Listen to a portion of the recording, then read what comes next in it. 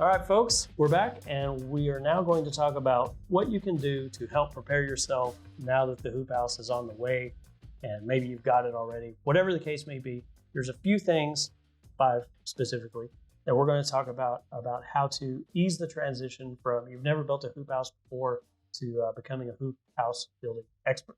And the first one of that, Julian, you suggested read the manual. Every call I get, the questions that I'm being asked are directly in the manual. That same person that called me who hasn't read the manual calls back again and has another question that he didn't think of that is also answered in the manual. What I want you to do is read through the manual and get an understanding. And if there are parts in the manual that you don't understand, definitely call us. We'll help explain that process to you. If you've never done this before, there's no such thing as a dumb question. Obviously, we want to answer all the questions we can for you, but do read the manual.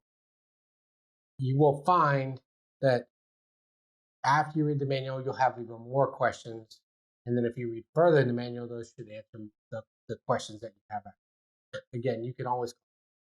I'll say the hardest thing that I've had to do, and we've had to do as a company, is take what's in my brain or take what's in your brain and put it down on a piece of paper where you may have somebody that's really good at math, or you may have somebody that's super creative, or you may have somebody that's completely black and white, and you may have somebody that, quite frankly, doesn't want to follow any direction, just out of habit. And so how do you take a step-by-step guide on something so simple, but yet that can be so complicated, and make that where it's universally understood? And it's very difficult, and we revise these things a lot. Like, it's a constant revision because we can clear something up, or we get phone calls. If we get more than 2 or 3 phone calls on the same thing, you better believe that we're either going to change it within the manual, or maybe sometimes even say it a different way. One of the things we're going to talk about on the next episode is squaring your hoop house. There's 2 predominant ways people like to square that. I don't get along with either one of them personally, but some people are really good with one and some people are really great with the other. So it just depends on how you want to learn. It's also part of the reason we do stuff like this. We have videos where we show you. We have things like this where we're telling you things, and then we have it written down, either where you can read it on your phone or you can print it out and have a book and make your own notes or something like that. So just know that if you're going through and you're struggling with why on something, more often than not, it's either answered in the next paragraph or on the next page. And the order, we had 5 things, and now I think we're going to have 100 things. So now, we're on the second thing. So let's go to the third. Well, real quick, the order that these things go in may seem a little counterintuitive. So for instance, make sure that you put your insect screen on first before you put on your plastic, because that has to go on the track first, because that's not going to move. So just things like that, all are explained in the manual, and hopefully we've covered it in videos, and now we're talking about it. So one last thing about watching videos.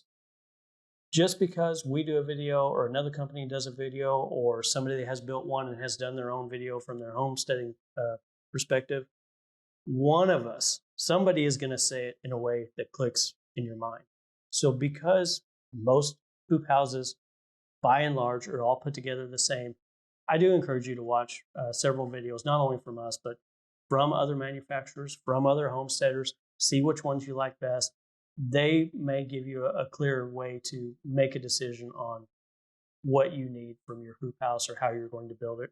Or everybody has their own tips and tricks. Every time we go out, we learn something new, it seems, or especially if we enroll somebody else to go out and help us, they may have a different take on it. So the more videos you can watch, the more points of view, the more experience, the better. And the next thing is tool selection.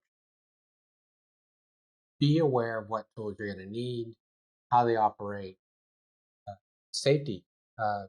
Safety is always a factor when it comes to using tools, especially power tools. So take the time, figure out if you have the tools that are necessary, and if not, get the tools that you need to complete the project and understand how each one of them operate to do. I think a good example is a video that we did earlier on in the year where you explained the difference between an impact drill and a regular drill, basically, to put screws in. One's going to over torque and possibly snap the heads. The other one's going to put it in exactly like how you need it. And then another thing that I learned, and this is just, Julian has an extensive mechanical background, automotive, stuff like that. I think he can fix anything. So every time I go out with him, I certainly learn. And this is after I've put up, I don't know how many hoop houses at this point, but the point is you're always going to learn. I think the thing that you showed me most recently was the automated center punch. I always had the manual center punch, and that made our life significantly easier when we put up that 30-footer. So just know that, hey, maybe come to find out you built it a little harder than what it could have been. That's all right. It seems to be like once you build one hoop house, you're going to wind up building another anyway, and it's a time to learn. But on the tool selection and gathering them up, having them all there, having the batteries charged, having enough cord or whatever the case may be, every instruction manual, no matter who you buy from, is going to have these are the recommended tools. You may also have some favorite things you might want to take along, like that center punch, for instance. But having those things organized on a single table, most likely multiple tape measures, because those things just kind of get set down wherever. So make sure that everybody that's there to help you work, if everybody's drilling that day, hey, make sure there's plenty of bits, make sure there's plenty of batteries, make sure they maybe they bring their own drill. The faster it goes, the better. And while reading the manual, you may find an opportunity. Hey, we got 4 people. Maybe 2 of us are hanging the cross connector and the ridge pole, and somebody else is getting the baseboards ready. There's always opportunities to work a little bit ahead if you have more people. So that thorough understanding of what tools you need and where you're at within the build is certainly going to help. And speaking of that, let's talk about you recruiting help to help you get this thing up. So what were some qualifications you would want for somebody showing up if you were building one? It would be great if they'd already built a hoop house. That would be fantastic. I think if they have some type of mechanical background, that would definitely be better.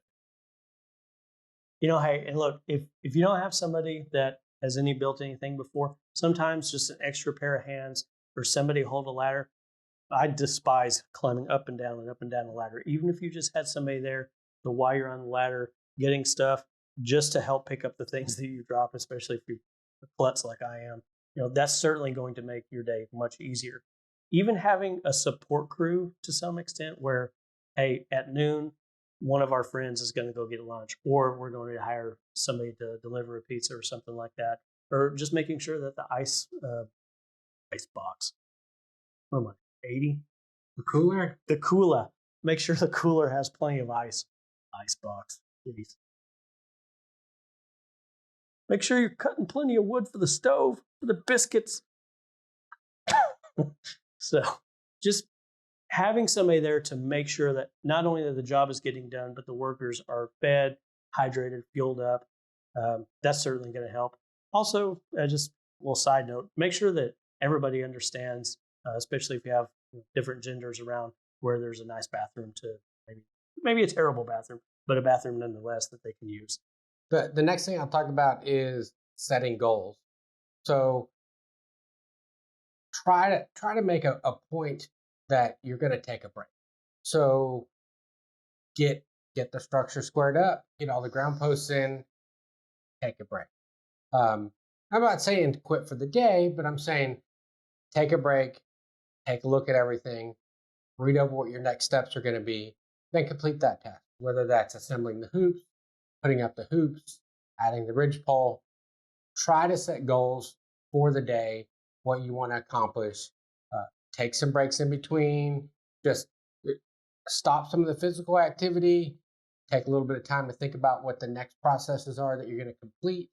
And that'll help smooth out the process rather than going just continuously going. And then you stop and you get to a point where you realize something's not right because you didn't take time to really evaluate it. You were just going and trying to get tasks done, and then you turn around and you have to go back 5 steps to get things right or back on track. I like that saying, slow is smooth, smooth is fast.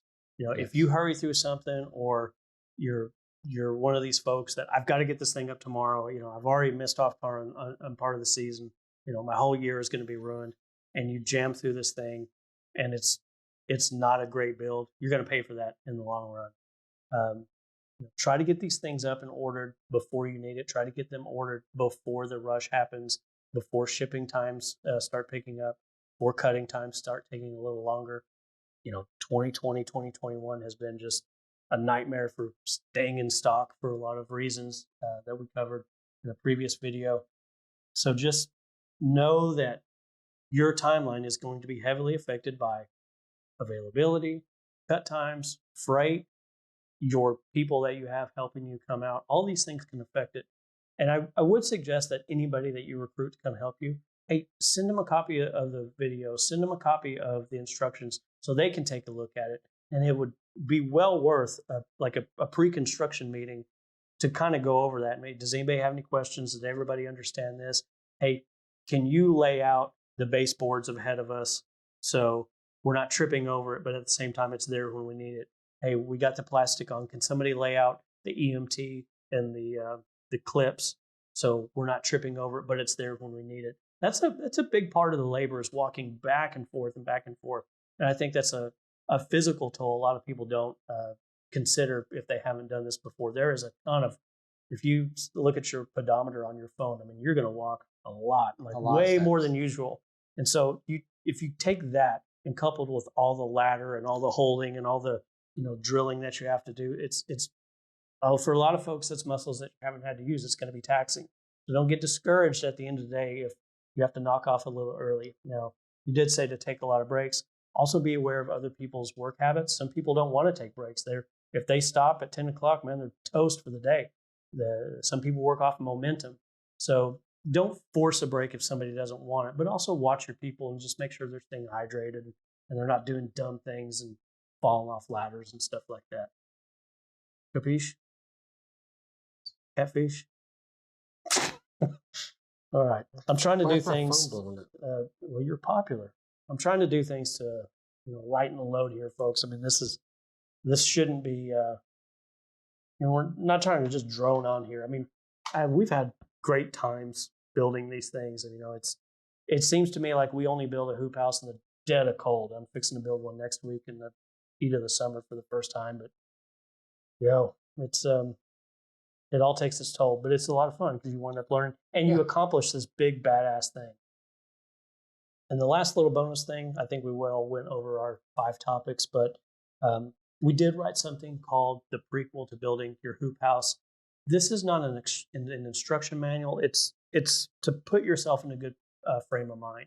So talking about allowing yourself time to learn, talking about using other resources, and basically here's the punchline.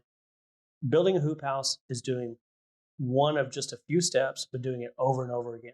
So the first time you put in a ground post, you're going to feel a little awkward. By the 10th time, you're going to be rolling. By the end of it, you'll probably be a little bit tired, but you'll be much more efficient. You start straightening up your cross connectors and your ridge pole. It's going to look real crazy, but by the time you do each individual step, the hoop house is going to look better and better and be stronger and stronger, and you'll be faster at it. I guarantee you, if you build 2 hoop houses, you build one, and if it takes you 2 weeks, the next one's only going to take you a week because you get over learning a new skill set. And for a lot of people that see this as this big, enormous project, giving yourself the grace to go, okay, I'm going to do ground post right now. And this is my life until it gets done. And hey, we got that done. Now we're going to assemble hoops and put the hoops in the ground post. You don't have to worry about everything that comes off of that. Give yourself that mental freedom of not having to worry about putting the plastic on every step of the way. That's all going to come at its own time. Other than that, that's some mental trickery right there. Mental trickery. So up next, we're going to talk about your ground posts and some tips for that. We'll see you then.